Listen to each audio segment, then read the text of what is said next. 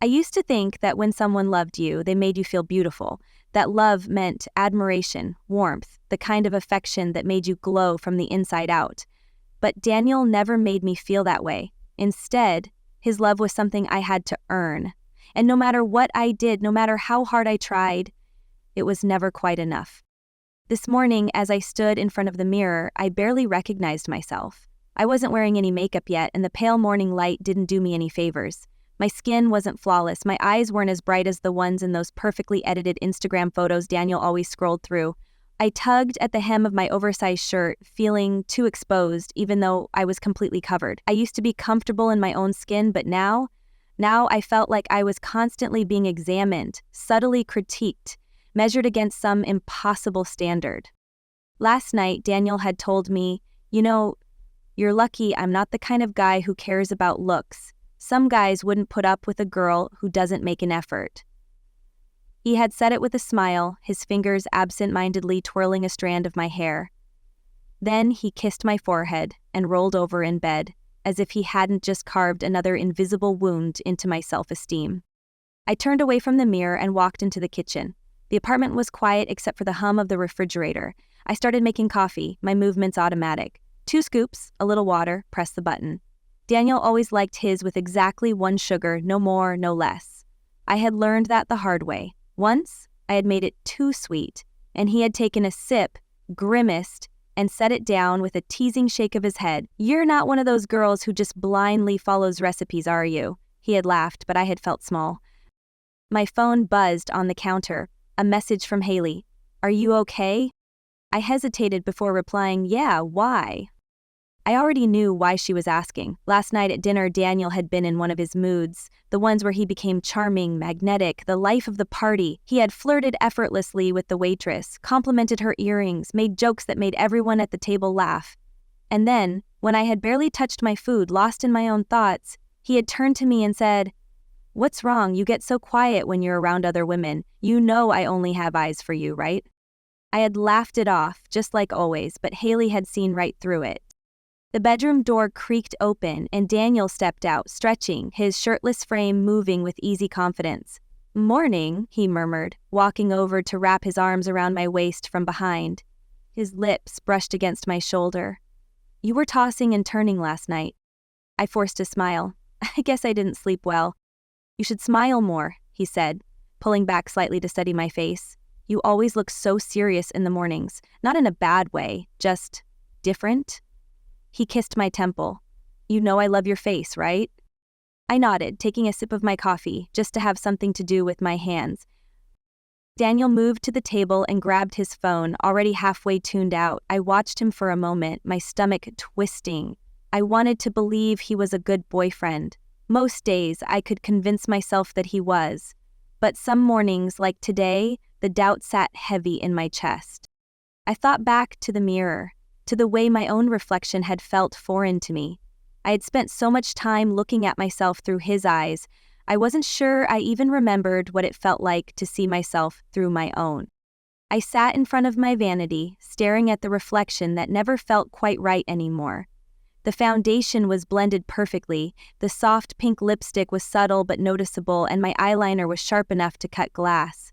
I should felt pretty. I should felt confident. But all I could hear was Daniel's voice from last night.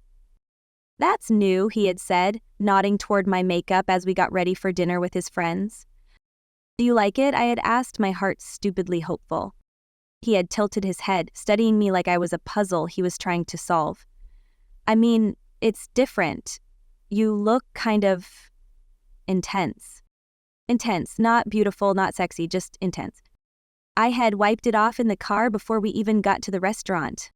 Now, as I traced my fingertip over the outline of my lips, I wondered when I had started needing his approval so much. I used to do things for myself. I used to wear what I wanted, do my makeup however I liked, dress in ways that made me feel good, but now every decision felt like a calculation. If I wore something too casual, he'd tease me about not making an effort. If I dressed up too much, he'd smirk and ask who I was trying to impress. If I went without makeup, he'd say I looked tired. If I wore too much, he'd say I didn't need it. It was exhausting. I sighed and grabbed a makeup wipe, erasing everything I had just done. When I stepped out of the bedroom, Daniel was already sitting at the table, scrolling through his phone. "You took forever," he said without looking up. I forced a smile, just got distracted. He finally glanced at me, his eyes flicking over my face. "See? You don't need all that extra stuff. You look fine just like this." Fine, not stunning, not beautiful, just fine. I swallowed the bitterness in my throat and went to pour myself some coffee. Later that day, I met Haley for lunch. The second I sat down, she narrowed her eyes at me. "Okay, what's going on?" I frowned. "What do you mean?" "You're quiet. And don't say you're tired, this is different." I hesitated. Haley had been my best friend since college, but lately I had been pulling away without even realizing it. It wasn't on purpose. It was just easier sometimes to avoid the inevitable "Daniel isn't good for you" conversation. "It's nothing," I finally said, stirring my drink just to have something to do with my hands. Haley sighed, leaning back in her chair. "You know, you used to be so confident." I looked up. What's that supposed to mean? I mean, you never cared what anyone thought, you used to wear bright colors, crazy eyeliner, whatever made you happy, and now, she gestured vaguely at me, now you dress like you're afraid of standing out. I opened my mouth to argue, but the words didn't come. Because she was right. I had stopped wearing bright colors, I had toned down my makeup, changed my hair, adjusted my entire being until I fit neatly into whatever version of me Daniel found acceptable. And the worst part, I hadn't even noticed I was doing it. That night, Daniel and I went to dinner with some of his coworkers. It was a fancy place, the kind where the portions were tiny and the waiters all looked like they had been plucked from a modeling agency. I had spent extra time getting ready, making sure everything was just right. A dress Daniel once said he liked, makeup that was subtle but polished, heels that made my legs look longer. Melissa, one of his coworkers, greeted us with a bright smile. She was effortlessly gorgeous, the kind of woman who didn't try to be beautiful, she just was. Daniel hugged her a little too long, his hands resting lightly on her waist before he pulled away. "Emma, you look nice," Melissa said with a warm smile. "Yeah," Daniel added, draping an arm around my shoulders. "She cleans up well." The words hit like a slap. She cleans up well. As if most of the time I didn't. I forced a laugh, but my stomach twisted. The rest of the night passed in a blur of polite conversation and forced smiles, but I wasn't really there. I was too busy replaying every little moment, every subtle insult that was hidden under the disguise of affection. On the drive home, Daniel hummed along to the music, completely unaware of the storm in my head. "You've been quiet all night," he said, turning the volume down. "I guess I'm just tired." He smirked. "It's because of dinner, isn't it?" My grip tightened on my purse. "What do you mean?" He chuckled. "You get like this whenever we're around other women. It's cute, really. I told you, you don't have to be jealous." Jealous, that was the word he always used, as if I was the problem. I said nothing. When we got home, Daniel collapsed onto the couch, scrolling through his phone while I went into the bathroom to take off my makeup. I stared at my reflection, my skin raw from scrubbing too hard. Daniel glanced up from his phone. "Hey, you should wear that dress more often. Melissa said it looked good on you." I froze. He hadn't even noticed on his own. I turned off the bathroom light and walked to the bedroom, my stomach twisting. Haley's words echoed in my mind. "You used to be so confident." But that girl was gone. Or maybe she wasn't. Maybe she was just buried under 1,000 little comments, 1,000 tiny corrections until she wasn't sure who she was anymore. I sat in the dimly lit bedroom, my fingers curled around my phone, rereading the messages for the third time. My heart wasn't pounding the way it should have been. There was no rush of betrayal, no overwhelming anger, just a dull, steady realization that settled deep in my stomach. Daniel had been texting Melissa. It wasn't outright cheating, not the kind that left no room for doubt, but it was enough. Enough to confirm what I had been trying to ignore for months. "You looked amazing tonight. That dress was something else." Melissa's reply was polite, but distant. "Thanks, Daniel. Emma looked great too. You're lucky to have her." I could picture the smirk on his face when he had sent the next message. "Yeah, she tries, but you just have that effortless kind of beauty." I let out a slow breath, staring at the words until they blurred. It wasn't the first time I had caught him doing this, flirting just enough to make himself feel wanted but never crossing a line he couldn't explain away. And every time I confronted him, it was always the same response. You're overreacting. Is it just a joke? You're so insecure, Emma. For the longest time, I had believed him. I had let him mold me into something smaller, something quieter. I had let him make me doubt myself so that I wouldn't doubt him. But this time was different. This time, I didn't feel sad. I didn't feel humiliated. I felt something else entirely. I felt done. I locked my phone and set it on the nightstand, my mind already working through possibilities. If I left him, he would make me feel like I was the one who failed. If I confronted him, he would twist it until I was the villain. But if I played my cards right, if I was patient, I could turn this around. I could make him feel small. I could make him doubt himself for once. I glanced at the mirror at the reflection I had been avoiding for too long. My own face stared back at me, bare and unfiltered. I wasn't weak. I wasn't pathetic. I had just been playing by his rules for too long. It was time to change that. The next morning, I did something I hadn't done in months. I dressed in something I knew he wouldn't like, a fitted black dress, the kind that clung in all the right places. I took my time with my makeup, adding a bold red lip just to push the boundary further. When I stepped into the kitchen, Daniel barely glanced up from his phone. Where are you going? I poured myself coffee, taking a slow sip before answering. Out. He frowned, setting his phone down. Out where? I smiled, the kind of smile I used to have before he chipped away at it. Does it matter? His eyes flicked over me, his jaw tightening just slightly. You're really dressed up. I shrugged, just felt like it. Daniel hated when I did things for myself. He always needed to be the reason behind them. If I wore something nice, it had to be for him. If I changed my hair, it had to be because he suggested it. But today, I wasn't giving him that satisfaction. I laughed without explaining further. I didn't actually have plans, but I needed to remind myself what it felt like to exist outside of him. I walked through the city, letting myself enjoy the attention I usually shied away from. I met up with Haley, who took one look at me and grinned.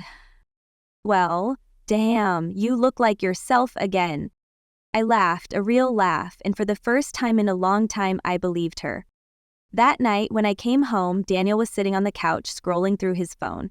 He didn't look up when I walked in. Have fun. I dropped my purse onto the table. Yeah, actually. His eyes finally lifted to meet mine. With who? Haley, I said easily, sitting beside him. Why? No reason, he shrugged, but I could see the tension in his shoulders, the way he gripped his phone just a little tighter. I leaned in slightly, glancing at the screen. Texting Melissa again? His body stiffened, just for a second, but that second was all I needed. Excuse me? His voice was careful now, defensive. I met his gaze, tilting my head slightly. You're always on your phone, just curious who's keeping you so entertained. For the first time, I saw it. The flicker of uncertainty, the moment where he started wondering if I knew more than I was letting on. Good. I smiled, leaning back against the couch, watching as he searched for the right response. He had spent so long making me doubt myself. It was only fair I returned the favor. Daniel always expected me to stay in my place. He expected me to be predictable, to react the same way I always did, hurt, defensive, desperate to prove that I wasn't insecure, that I wasn't overreacting. He had spent so long twisting reality to make me question my own feelings that he never even considered the possibility that I would wake up one day and stop playing his game. So when I walked into the apartment that night, hair tousled from the wind, lips still stained with red, and confidence in every step, he didn't know what to do with himself. He was sitting on the couch, phone in hand, scrolling, probably checking to see if Melissa had responded to whatever weak excuse he had sent to cover up his pathetic attempt at flirting. When he heard the door shut, he barely looked up. Where were you? His voice was casual, too casual, but I could hear the edge beneath it. I set my purse down and stretched my arms over my head, letting out a satisfied sigh. Out. He frowned, finally looking up. With Haley again? I shrugged. Does it matter? His jaw tightened. You didn't answer my text. I smiled, slow and deliberate. didn't see it. That was a lie. I had seen it hours ago. Just a simple, where are you? No miss you, no can't wait to see you, nothing that indicated he actually cared about me, only about control. So I let him sit with the uncertainty. I let him wonder. I walked past him toward the bedroom, feeling his eyes follow me the entire way. He hated not knowing what I was thinking, where I had been, why I suddenly seemed different. That was the first strike. The second came the next morning. Daniel liked his routine. He liked waking up first, stretching out across the bed like he owned it, making his way to the kitchen where I would already be up, coffee ready, exactly the way he liked it. It was a habit I had formed without even thinking, something I had done to make mornings easier, to avoid the subtle sighs and offhanded remarks about how he just liked things a certain way. But this morning, I didn't wake up first. I didn't make his coffee. I stayed in bed staring at the ceiling, waiting for him to notice. Eventually, I felt him shift beside me. The bed dipped as he sat up, letting out a low yawn before swinging his legs over the side. I kept my eyes closed, listening. A few seconds of silence, then a frustrated sigh. "You're not getting up?" I turned onto my side, resting my head against my pillow. "Nope." More silence, then, softer this time.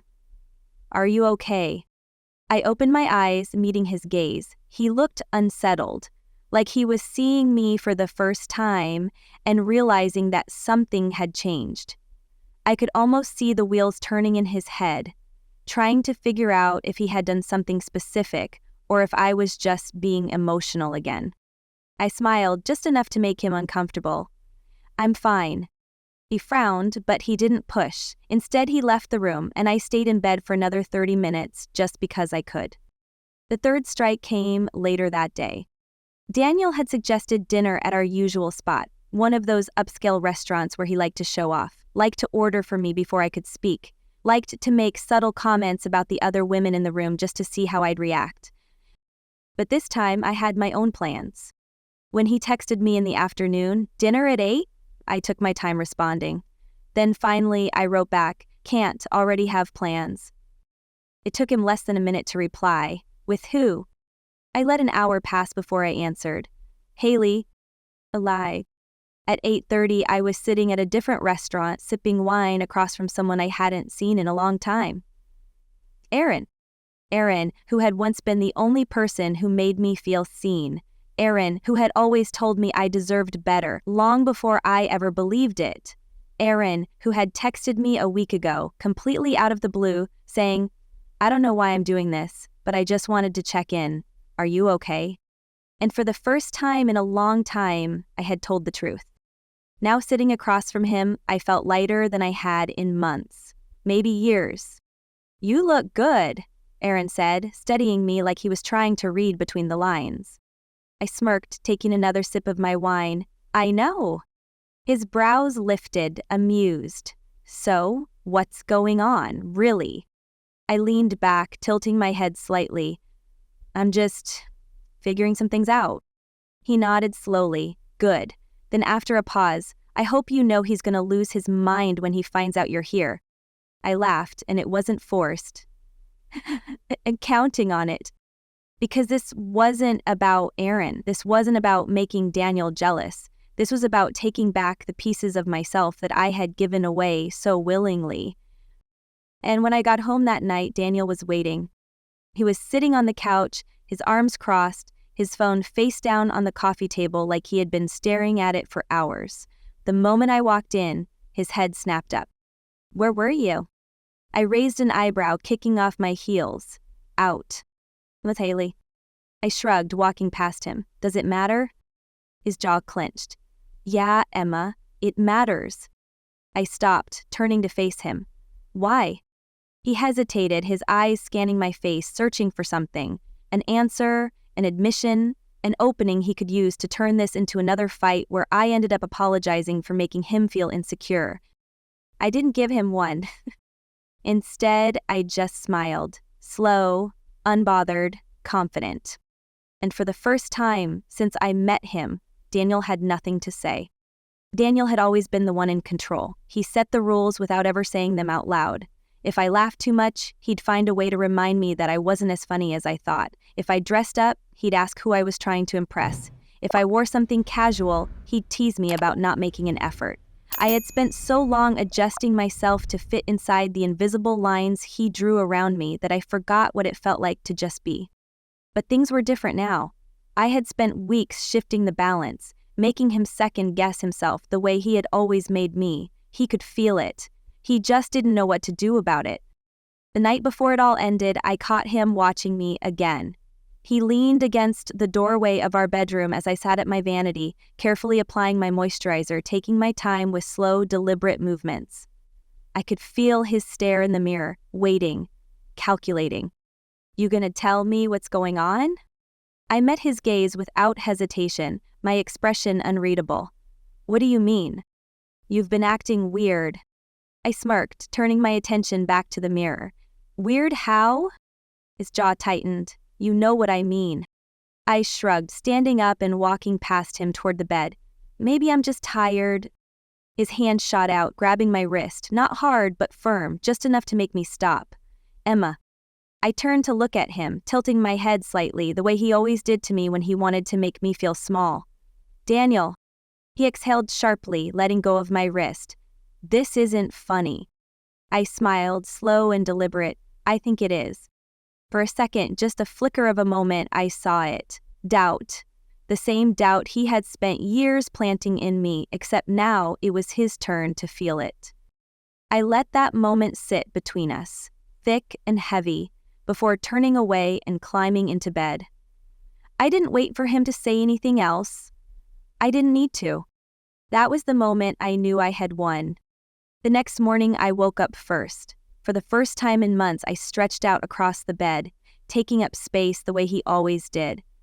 I didn't rush to get up, didn't immediately fall into the routine I had built around him.